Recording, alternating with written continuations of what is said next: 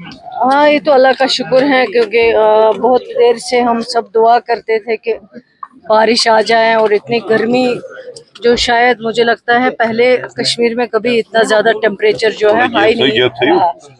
अल्लाह का शुक्र है कि बारिशें आ गई हैं, मौसम में काफ़ी तब्दीली आई हुई है। और अब जो ये टाइमिंग जो सुबह मॉर्निंग की हमने रखी थी क्योंकि गर्मी की वजह से, और हमारा मकसद यही है कि बच्चों की पढ़ाई जो है वो ज़ाया ना हो, तो क्योंकि ऑलरेडी एकेडमिक सेशन भी चेंज हुआ है। एग्ज़ाम्स अक्टूबर नवंबर में आ रहे हैं। अब 2 ही महीने अगस्त सितंबर, क्योंकि अभी तो हम मिड जुलाई में आ गए, बचे हैं पढ़ाई के, तो इसलिए हमें ये स्टेप उठाना पड़ा। लेकिन बहुत सारे इसमें सजेशंस आ रहे हैं, डिमांड आ रही है कि टाइम को थोड़ा सा रिविज़िट किया जाए। और मैंने ऑलरेडी ऑफिसर्स से बात की हुई है और इंशाल्लाह इस पे बैठेंगे हम। फिर जो भी बच्चों के लिए अच्छा होगा या हमारे जो भी स्टाफ है एजुकेशन डिपार्टमेंट में, जो इन सब के लिए अच्छा होगा, कन्वीनियंट होगा और बच्चों की पढ़ाई जिससे ज़्यादा से ज़्यादा हो सके वो ज़रूर करेंगे। उसमें कोई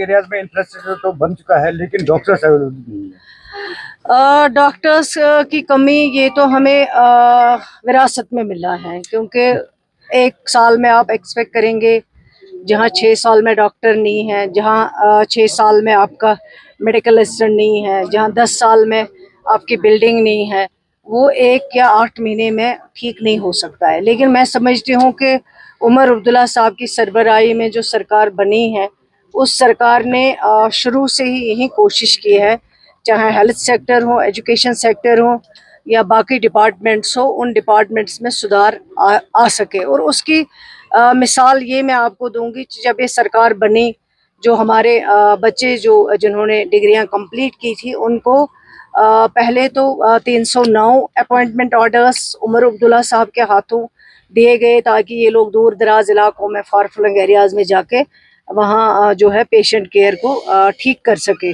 इसी तरह अभी रिसेंटली 110 या 11 ऑर्डर जो है वो और दिए गए। रोज़ जो सर्विस सिलेक्शन बोर्ड में कंसल्टेंट्स की अपॉइंटमेंट होती हैं, उसमें भी काफ़ी हद तक कंसल्टेंट के जो कंफर्मेशन है वो आ जाती हैं, और उनको भी हम कोशिश करते हैं लगाने के लिए। लेकिन अब ये क्या हुआ है, पहले अपग्रेडेशन की गई है, क्रिएशन नहीं की गई।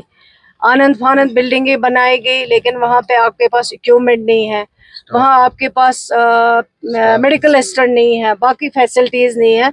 इस चीज़ को सबको कंसोलिडेट करना पड़ेगा।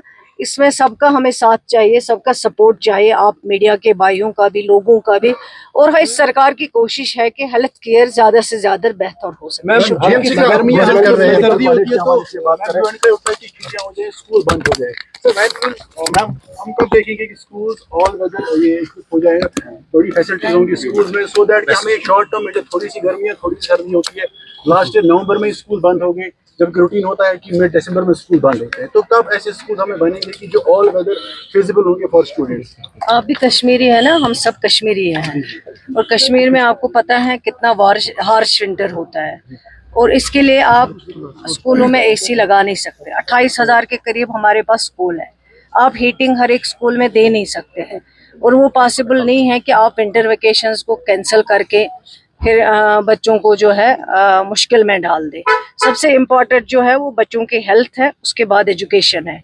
और जहाँ तक पॉसिबल है गवर्नमेंट कोशिश कर रही है, लेकिन हार्श विंटर में इतनी बर्फबारी होती है, चले कलान का मौसम होता है, ये कोई अमेरिका नहीं है, जम्मू कश्मीर है, और जम्मू कश्मीर में हमें मौसम की सिचुएशन के मुताबिक जो है फैसले लेने पड़ते हैं।